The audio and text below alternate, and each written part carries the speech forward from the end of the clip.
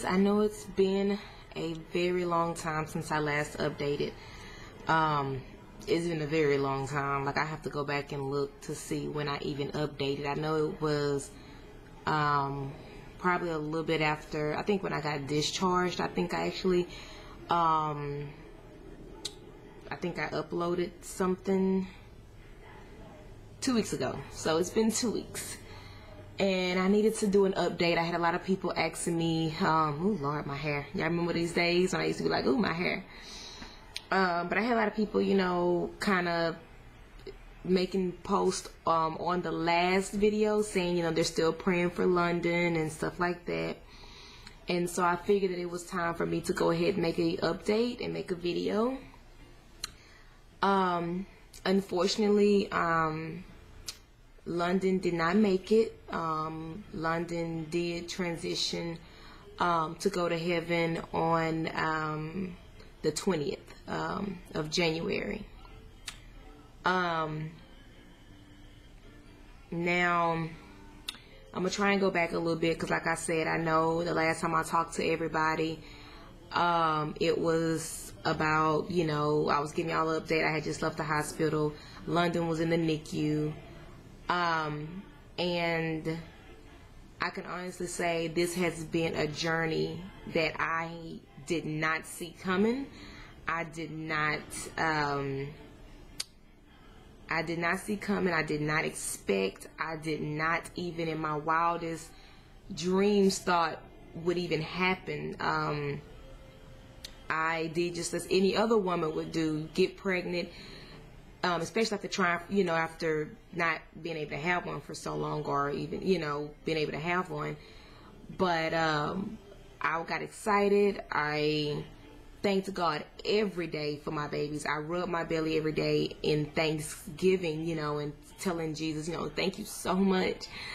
I prayed over them. I prayed for my family, you know, and I started planning baby shower. I started, you know, I had just bought their first little outfits that I wasn't even able to do a haul for, because I bought the outfits a day before I actually went to my 20-week appointment and found out that my cervix was open.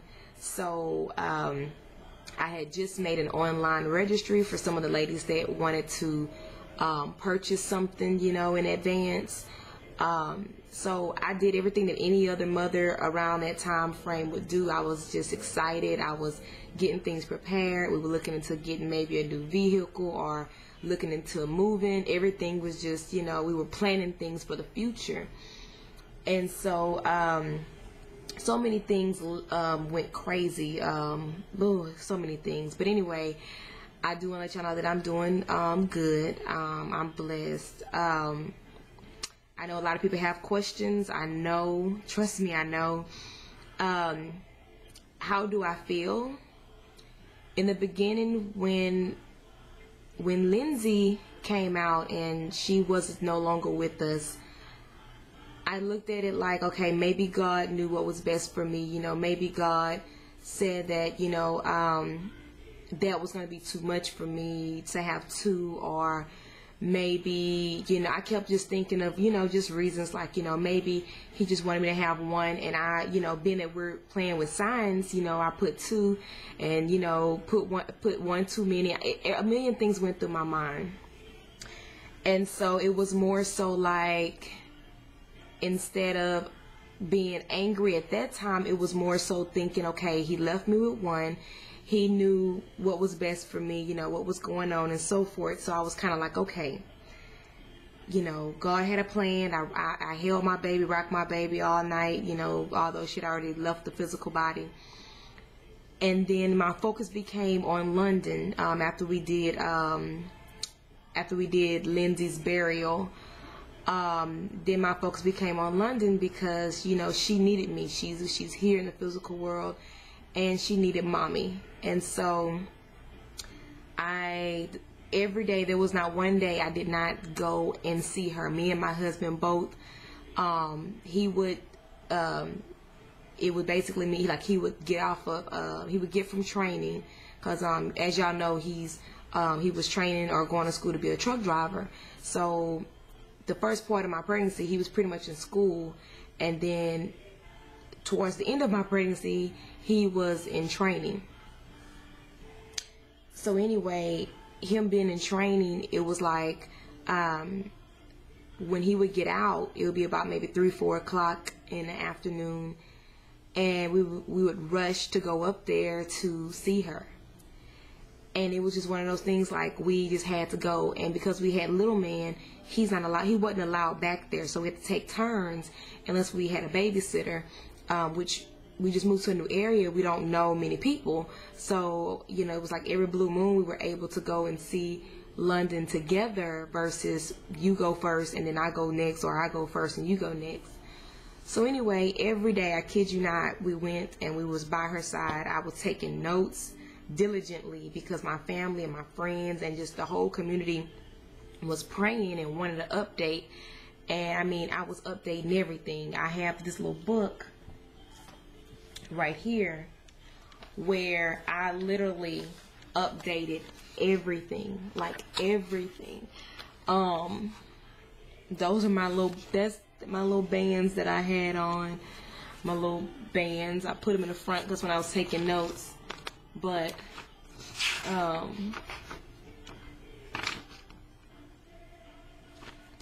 let's see, this is where I like started taking more notes. This was like on the 15th, so this was 5 days before she passed away.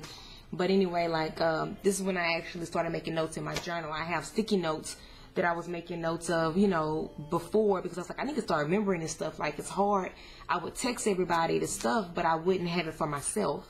But anyway, I would update stuff like how many grams of urine she had, you know, and did she have a poopy diaper? What was her blood? What was her sugar? What was her blood pressure? How much oxygen did she use? What was on the ventilator? Her blood cells, her white count, her white blood cells, her, what was her, let me see what else was on here. What medicine she was getting, you know, what was the names of all of them, the antibiotics she was getting, the blood transfusion she was getting, the platelets that she was getting to help her clot, the brain scan that she got, which confirmed that she had no bleeding on the brain whatsoever. Her grade, it was bilateral grade 1. She had a perfect brain, like there was no bleeding or nothing. Her heart was pumping strong, which they thought because she was so little and so young and born so early that she would have brain bleeds, you know, and that wasn't the case. Also, I mean, it was everything, you know, when a blood culture is basically when they take the blood and they go test it just to see what's going on with her, to see what infection she may have, to see what's going on in her body, what her numbers are and what they need to up or lower. And anyway, her blood culture on, I want to say it was around day 5 of her life, I believe. They finally found out that she had yeast infection in her bloodstream, and yeast in your bloodstream is toxic, you know, and especially, you know, well, for her. And so anyway, they treated her a little too late for it, and it didn't work, you know. Between day 9 and 10 of her life,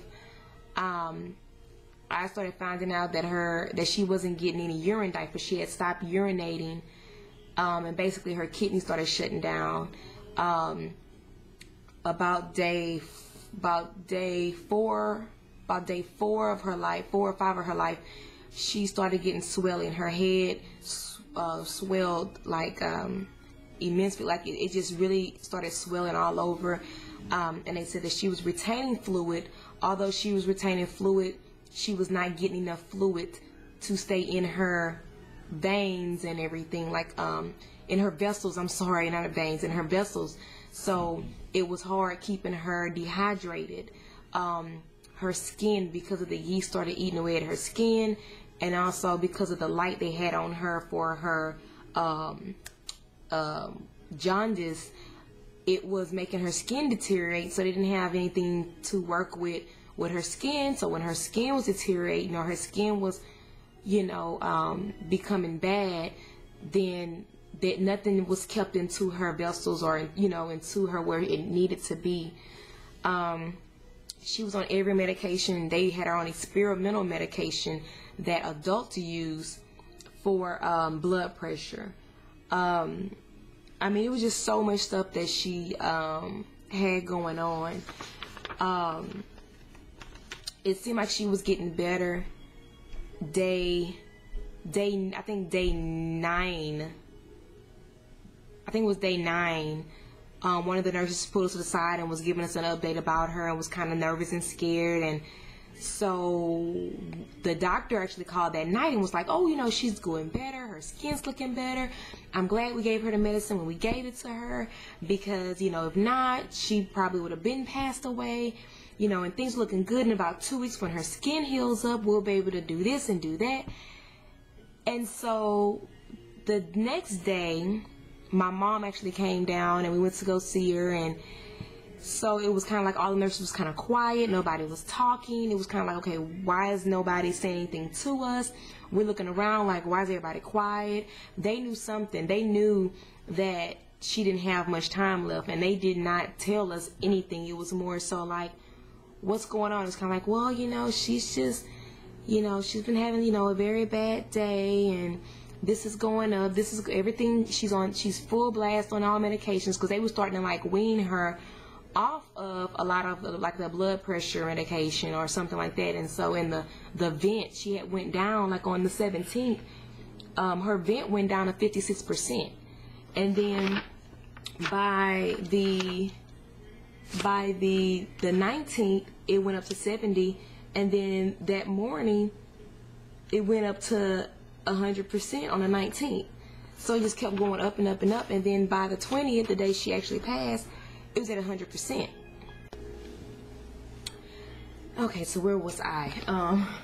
So anyway, like I said, everything was going good, and it was like the day before we just stopped getting information and everything. It was kind of like everybody was just being really quiet. Her protein level was low. Her sugar started dropping. Her white blood cells went backwards instead of forward. It was just going or whatever. And so anyway, I'm gonna be honest with y'all. There is a lot of questions that I have in regards to my daughter's passing and also my health. Like I said, a little bit about why I think just some things, because I just feel like after I had the cerclage, I feel like I should have been hospitalized, being that I only had 1 to 2, not even inch, I think centimeters worth of cervix left to actually even stitch up. I feel like I should have at least been hospitalized, even after I told them that, you know, I was still spotting, having discharge, bleeding, having contractions. I felt like they felt like it was normal. I don't know, but I just have so many questions, you know. I don't know. And I was on strict bed rest. I went to my mom's house. I laid down. I got up to use the restroom and to shower, and maybe go to the living room to lay in a recliner just to change up sceneries, you know. But other than that, I did everything I was supposed to do. I was in the hospital on January the 6th, and at that time, I was having bad contractions, and they thought I had an infection, which they later told me I did have an infection. My baby was alive then, and it's like, I feel like my baby passed away while I was in the hospital. And they were getting ready to send me home the night that I went into labor. And due to circumstances, I ended up staying. I stayed. It wasn't them asking me to stay. Situations arose, and I ended up having to stay. And I stayed, and that night, I'm glad I decided to stay, because that night I took a shower, and like I had said, I probably said in my previous video, but I took a shower. I felt really good about that shower. I went and I laid down, and the 2 days, well, 2 days, or yeah, 2 days before I actually went into labor, they actually were having a very hard time finding 2 baby heartbeats. It was always, we found one, we found yours, we keep picking up yours, keep picking up baby, you know, one baby, but we couldn't pick up the other. And I stopped feeling Lindsay move, and Londyn would be kicking, and she was kicking because she hated the contraction monitor. She hated that being right there on her. The little sassy thing would just be kicking. So anyway, like I said, I stopped feeling Lindsay, and I was telling them, I said, well, I haven't really felt her that much. You know, they didn't even ask me, you know, you feel the baby's move? Are they active? Like, they didn't come and monitor me with a vaginal, not vaginal, but an ultrasound where they can actually see the babies on the screen. The only one they kept doing was the one you hear the heartbeat. But I mean, the 3 days that I was there, from the 6th to the 9th, because the 9th is when they were born, the only thing they did was, like I said, use those little monitors and monitor my contractions and kept me with antibiotics and medicine or whatever, I don't know, whatever fluid they give you. And for 1 day I was off of that, which was the day before I actually went into labor. But anyway, like I said, it's a lot. And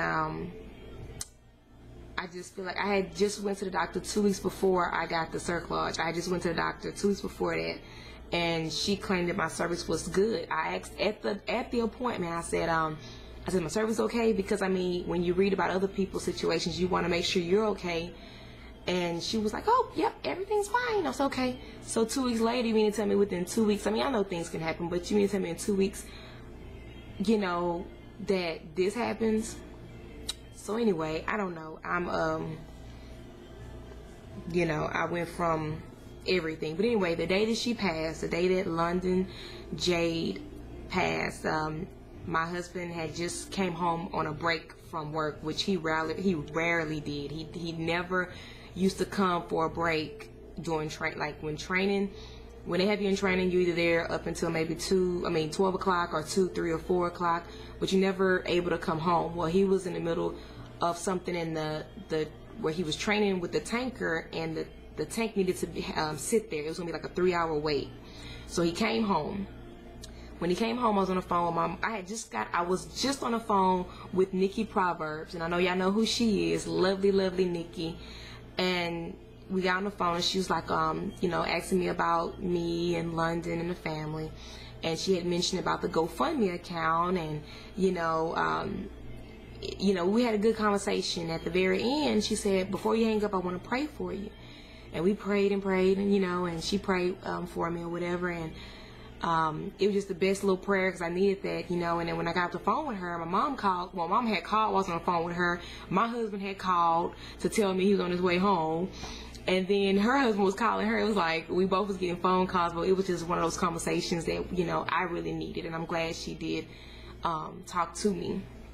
But after that conversation, I called my mom back, and I was on the phone with her. My husband had, you know, walked in and was getting ready to fix him some lunch.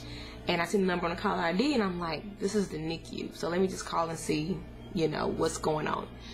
So I answered the phone, and the nurse practitioner was on the phone, and she was like, hi, look, this is Aquisha. Is this Londyn's mom? And I said, yeah, this is she. She said, well, I wanted to talk to you. And I said, well, hold on. I said, my mom's on the line. I'm going to go ahead and merge her in so she can hear. Because a lot of times when we're taking detailed notes and we get a phone call, it's good for to have a second ear. And, you know, my mom, she took notes as well. Well, anyway, I merged my mom in. My husband, I called his name. I said, come in, close the door, nurse on the phone. So anyway, nurse on the phone, and she says, I think I need to tell y'all that you know, Londyn hasn't been having haven't been having a good day. We thought that she had 12 cc's of urine, you know, in her diaper, or whatever, but she didn't. I'm not sure where they got that from, because they had told me that morning. I just called that morning to check on her, and they were telling me, yeah, she peed. She had 2 TT. I was like, oh, great. Well, when the nurse called me, she was like, no, she was like, she didn't. I'm not sure where they got that from, but she didn't actually have any urine pass today or last night or yesterday. And then she's saying actually her heart rate is going down. Her heart rate is now down to like 120, 115-ish. So I just wanted to see if y'all could, maybe come up here or whatnot. So I was like, okay. I said, we'll be up there in just a moment. So when I got the phone, I was just like, so what does that mean? And my husband looked at me, I looked at him, and my mom, she said, my mom said, we're going to be up there, I'm going to call you back. And she was crying. And that's when I knew something just wasn't right. I was like, something is just not going right.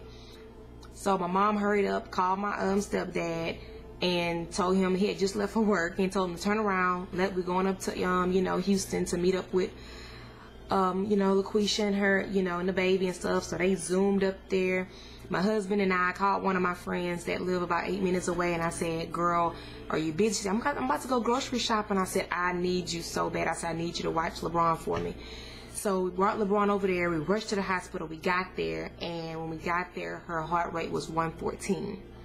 They then was like, we did everything we can do. She's on every medicine. There's nothing else that we can do, and her heart rate starts to drop. So we're like, okay, what are you trying to tell us? Like, what is this? Like, is this the end, or like, what are you telling us? They said, well, once her heart rate go all the way down to around 70, then we'll start chest compressions. So I'm like, what? Chest compressions? What do you mean? Like, what are you telling me? So me and my husband sat there and held hands and watched our daughter's heart rate go from, at the time we got there, it's 114. We watched her heart rate go from 114 all the way to 60 something. And that's when they said, we're going to go ahead and start chest compressions. I literally like broke. And I ran out the room. I went to there's a little room with like a bed in there, and you can go in there. And I went in there and I was crying, and I called Mom. I said, Mama, I need you. Where are you? And so my little sister ended up making it there, and then my mom showed up, and she was getting ready to go towards where the baby was, and I was like in the room, and I could see her. They closed down the whole NICU, so that way my family, if anybody came in, they could come. And so at the whole time, I'm texting all my family and friends and telling them the numbers. I'm like, her heart rate's going down. It's not looking good. I need all the prayers that I can get. So at the time, I'm texting them like 114, 110, 90, 99, 90, 85. I'm texting them all these numbers, and they're like, what? So my dad, my biological dad, actually decided to leave work and head up to Houston as well. So I had my mom and my stepdad that raced, and I had my dad, and I had my sister. She recently had moved in because she was going to be here to help, of course, with me going back and forth to go check on Londyn through her journey, of getting better. And because my husband, he was going to be leaving soon once he finished training to actually start work. And so anyway, I'm being nosy. Y'all hear noise. I'm looking out the window. So anyway, my mom made it there, and like I said, she was going towards the NICU area where the baby was, and I called her name, and she ran to me, and I hugged my mom, and I cried and cried and cried, and I was like, Mama, why is this happening? I was like, I had one baby, leave me, now I'm about to lose a second baby. And she was like, baby, she's like, I don't know why, I don't know what God's reason is, I don't know, we're not gonna understand, why God, what God's plan is, and this and that. And so I was like, okay. So I'm crying and crying and crying. And so finally they said, Miss Smith, we actually just, we've been doing chest compressions for 10 minutes now. They was like, do you want to hold her? And I looked at my mom and I was like, I don't know if I can. I was like, it was so weird because although I had dealt with Lindsay and I was okay, this one here, I think it was more because I seen her alive, like she was living, and now you're telling me that my last daughter is about to leave. So anyway, I went in there and I decided to go ahead and hold her.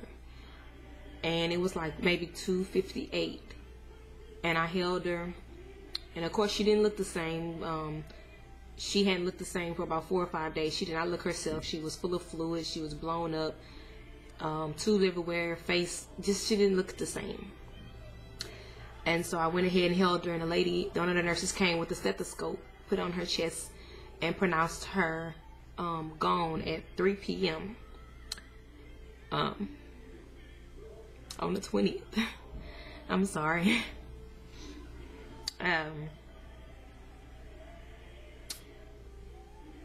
And so I held her, and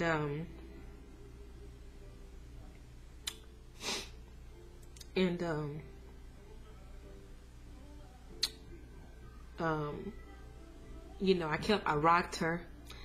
I patted her on her back. I rocked her. I kept telling her, I said, Mommy is so sorry. Mommy is so sorry. Mommy is sorry. And you know, and every emotion went through my mind. I'm not even gonna lie, every emotion. I broke down when I left the hospital for the second time without a baby, and knowing that I could not come back because my baby was not going to be in that same incubator. I came home. My mom actually stayed with me until Friday. My daughter passed away on that Tuesday, and my mom stayed until that Friday because I had my 2-week follow-up for my cesarean checkup. And she stayed here, thank God. And I just went through a lot of emotions. I was angry. I was so angry with God at first. I did question him. I said, God, now, I've never been in a situation where I had to really question and be like, why this or why that. I've never had any kind of really traumatic situation happen in my adult life. I've had loved ones pass away, like grandmothers or aunts or so forth. I've had where my little brother was in a car accident when he was little. But in my adult life, I haven't had anything this traumatic happen to where it would test my faith, test me as a person, and kind of knock me down. I literally felt like, how come God didn't hear everybody's prayers? Everybody was praying, everybody was very supportive, everybody just was like, they were on it, like they were praying day and night for me and my babies before I even had them, because of the situation. And then once I had them, it was like, you know, everybody was, you know, praying for the baby, and it didn't work. And so I was angry, and I was like, God, you know, you said, you know, when two or more are gathered, and you said that if we pray to you, and if you, you know, I was just calling out everything that he said that if I did. And so I said, I was just angry. I was angry. And I just didn't understand, you know, all I wanted to do was be, you know, a mom and have my girls, like, they were the apple of my eye. Like, I was just too excited, too thrilled. I was too happy. I was too happy to be carrying and feeling them in me. Like, I missed that. I missed that so much. And so anyway, I came home and I was upset, and people were like, I'm praying. I didn't want to hear that, because in my mind I was like, well, then you prayed for my babies to be healed. God didn't do that. He didn't help with that. So why y'all praying for me? It ain't like it's gonna help. I was that angry. I was. I'm not even gonna lie to y'all. My faith was so shaken. I never experienced anything like this ever. And so one day I was on the phone. Well, I had been, of course, my mom had been talking to me and trying to keep me lifted. So about 3 days after Londyn passed, I had not prayed.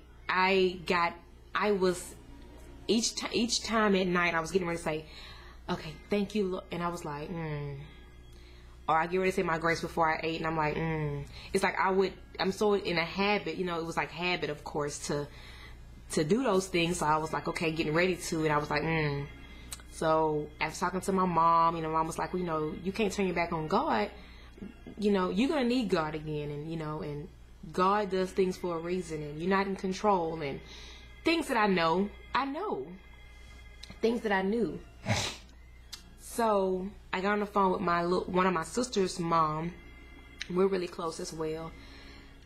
And so anyway, after listening to me have my little meltdown, she goes, I know you don't want to hear this, but have you thanked God after you lost your babies, both of them?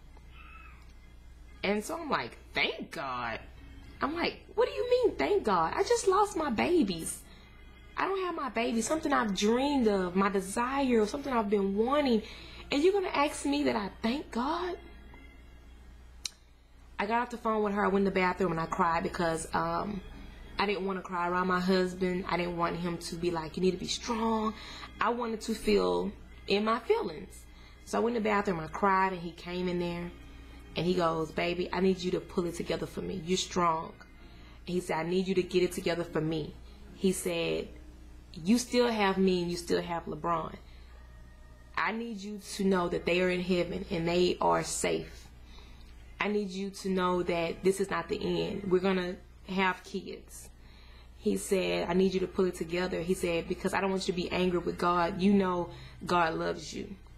And I kept saying, how does God love me? I was like, I went through a lot. I was like, how does God love me? So this video is going to be long. So I know y'all know that.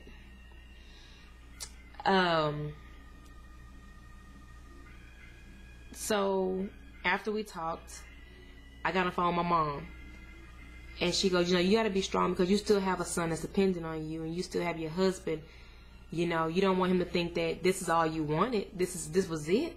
You don't want God to feel like he doesn't matter and that you never did love him now that you don't have it. And I remember when I was pregnant, I was saying, God, thank you so much for these babies. And I said, regardless of whatever happened, I will still love you. In the back of my mind, it replayed after I lost my babies, but I didn't want to hear that.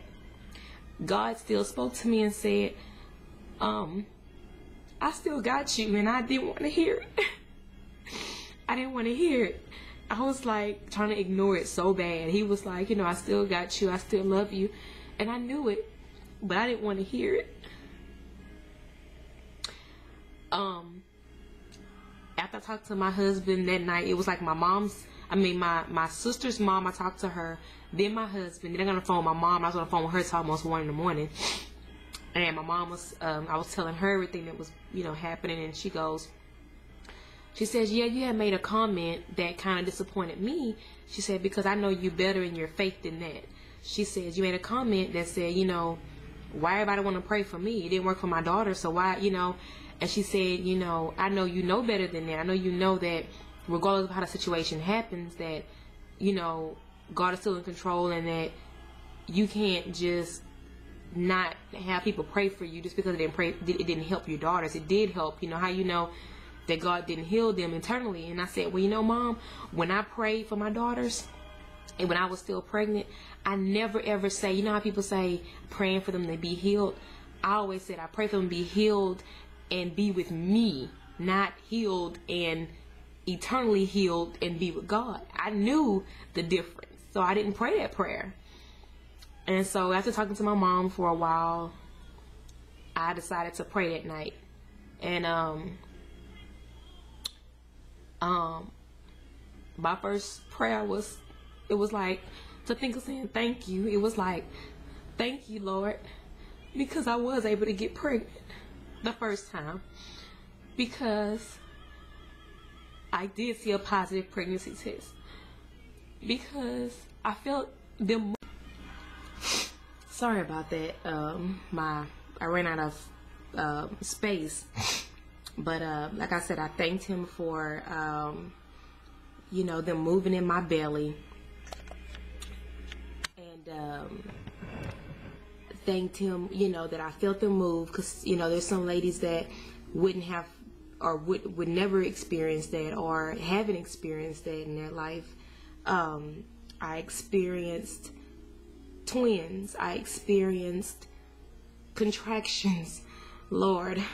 I experienced the craving. I experienced the nausea feeling. You know, I experienced having a C-section. I experienced somebody actually saying, "You're Londyn's mom, you're such and such mom," you know. So I was able to regroup, and I was able to finally be able to pray and thank God, and know what I knew all along. You know, God is still good, and he's still merciful, and he still blesses, and he still keeps his promises. And he still loves me, and I love him. And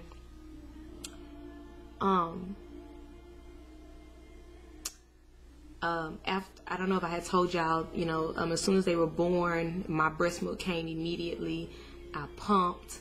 I had milk stored for days. I still have 3 jars left. Don't call me crazy, but I'm gonna throw them away soon. But I just feel like I just need to keep them just a tad bit longer. I did box up all her things, their things, and I put away everything. And so I like I said, I started praying again, thanking God. I still been praying for you ladies, and I've been praying. There's been other mothers that I've run into lately that has lost their babies as well. And I just feel like if you've never been through this before, where you've lost a baby or lost children, you know, you never understand. But it's one of those things that you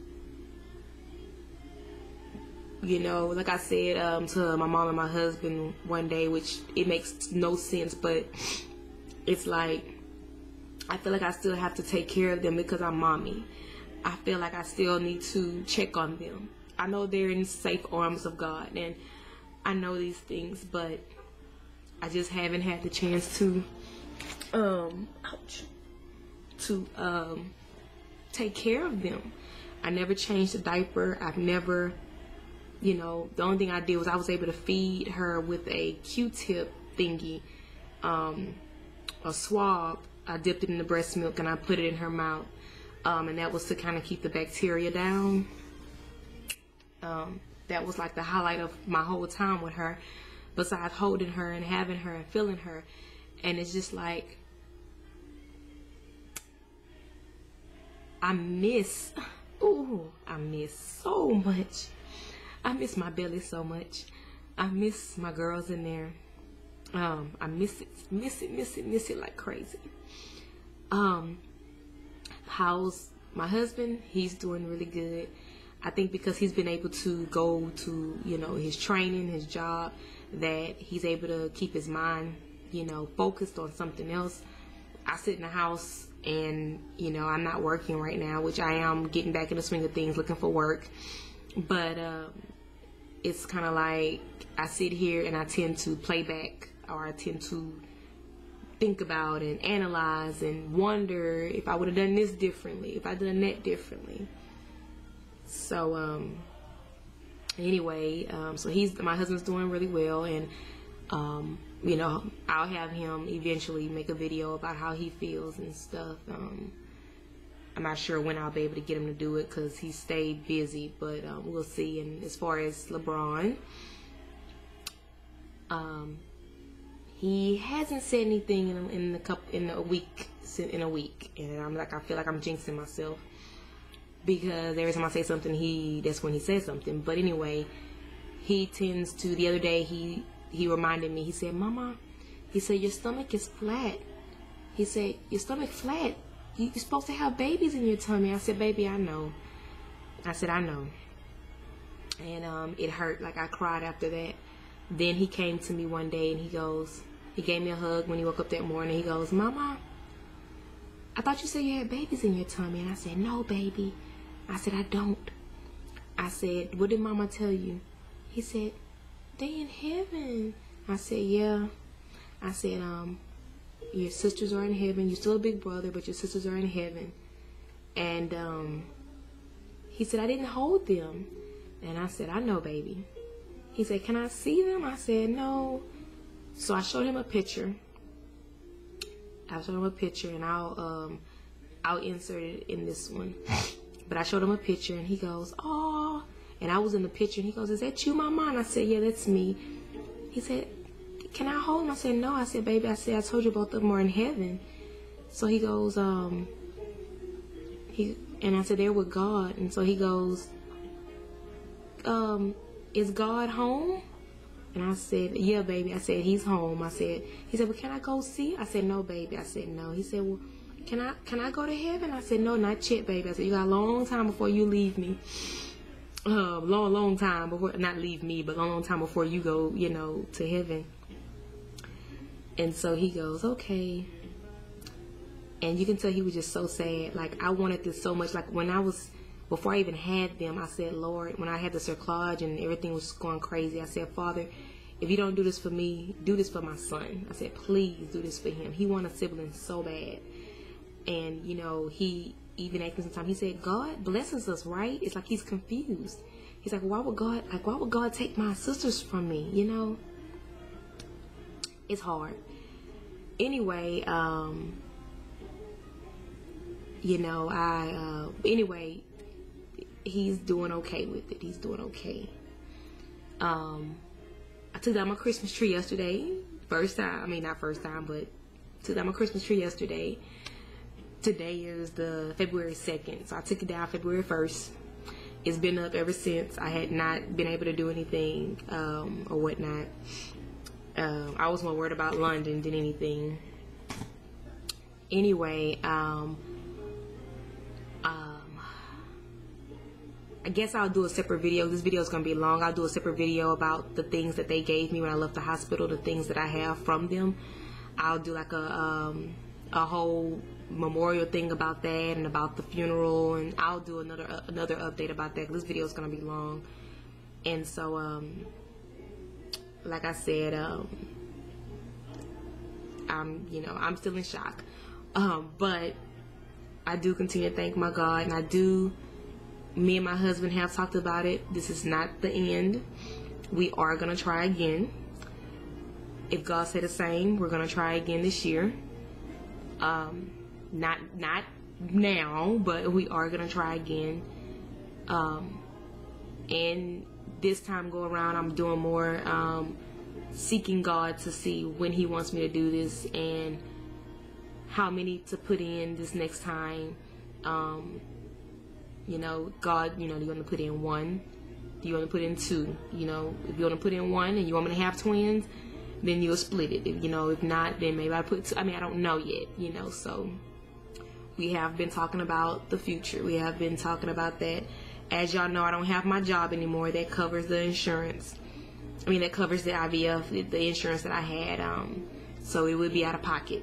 We did find out it would be like $3,200 for just the transfer, and each appointment $81, and each scan $200. We also found out that this is almost like a year anniversary of retrieval, and we have 14 embryos left. Well, we have a storage fee of $500 that we have to pay by May. So it's a lot. It's a lot to have to come up with whenever we do get ready. So anyway, we're going to leave it in God's hands and know that God is going to bless us with everything we need. My husband starts his job on tomorrow. He gets his first, he got his truck, and he gets his first load on tomorrow. So praise God for that. Like I said, I'm not working. I am looking for work. If you work in Houston and y'all are hiring, excuse me, let me know.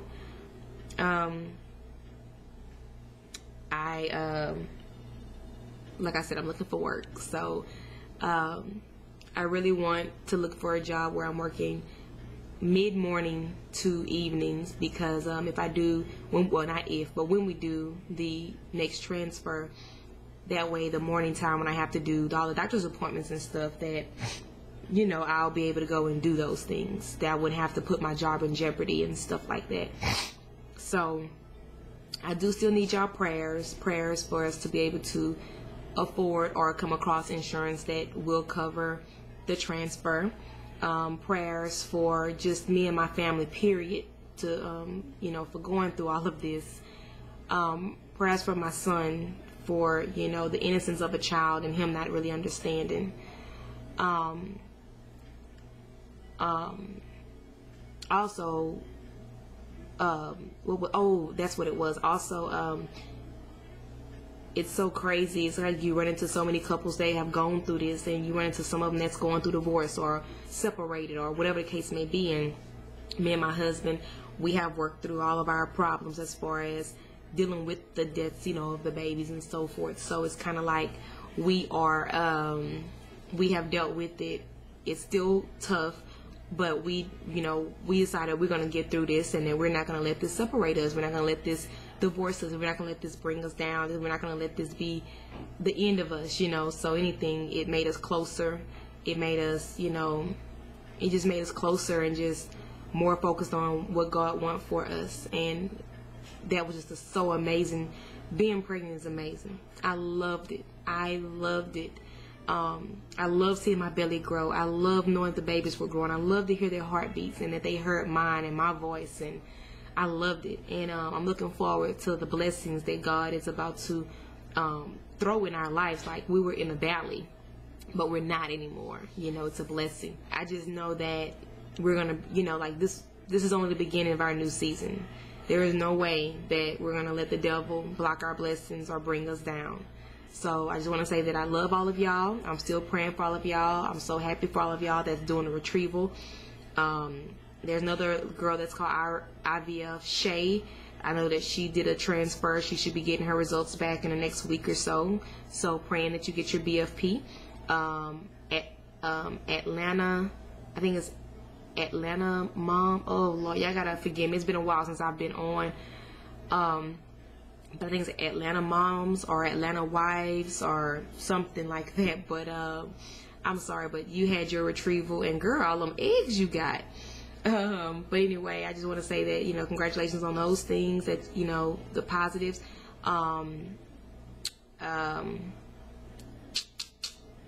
Robin had her precious baby boy. I watched your video, and I believe, I want to say you actually had your baby the day that I received an angel in the sky. I believe it was the 20th. So congratulations on your baby boy. He's precious, and he look like his daddy, girl. He like his daddy. And it was a few other ladies that I, you know, wanted to send thanks to, and it's just K-Ball, thank you for reaching out to me on Facebook. D, since you changed your name, thank you so much for you know, reaching out to me on Facebook as well. Brandy, Shandy on here, Brandy, but I want to say thank you so much for reaching out to me as well on Facebook, and, you know, the prayers that y'all have given me. Girl, you getting big now. I see that belly poking out, girl. Congratulations on your boy and girl, and on you making it. You know, you're almost there to that stage we all want to be, viability. So keep growing and keep glowing, and, you know, and keep taking care of those doggies over there that you got. Nikki, I just want to say thank you so much for reaching out to me, starting the GoFundMe account, and thank you for just being prayerful towards us. Thank you for checking on me periodically by text, by Instagram, and just thank you so much for your continued support, and thank you for just being a role model for all of us, and just somebody that we can just follow. And thank you for being an encouragement to me while I've been going through this.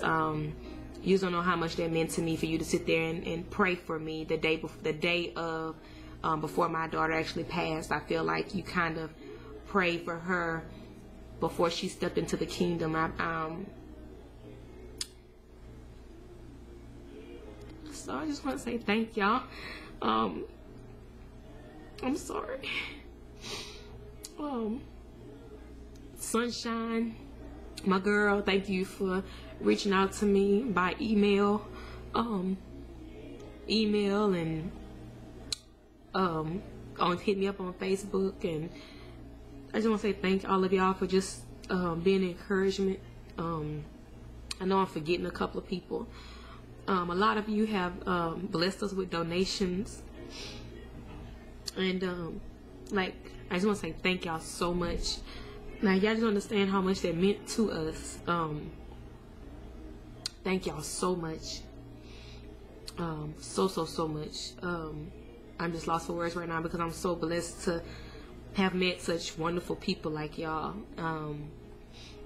Treva, you reached out to us as well, and thank you for reaching out to me on Facebook as well. I know I'm missing a lot, and I just want to say thank y'all so much. Like I said, I will have another video of the talk about the funeral and everything that happened at the burial, the funeral, and everything like that. The boxes that I got from the hospital, with everything from them and so forth. And I just want to say thank y'all so much. I absolutely love y'all, and I just thank y'all for the support. Thank y'all for being there.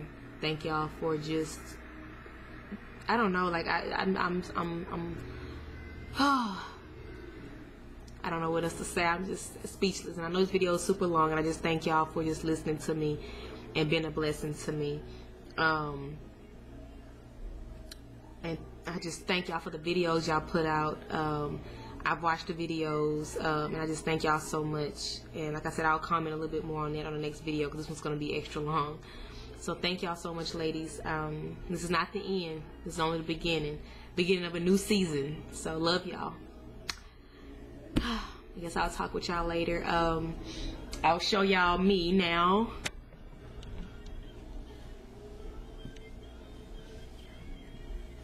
As y'all can see, I'm back to normal. No belly. No belly. I'm back. This is I delivered on the 9th of January, and this is my belly. This is me. This is me right here. So I'm back to myself. I'm back to my little self, back to wearing everything that I was wearing and everything. So back, see, nothing.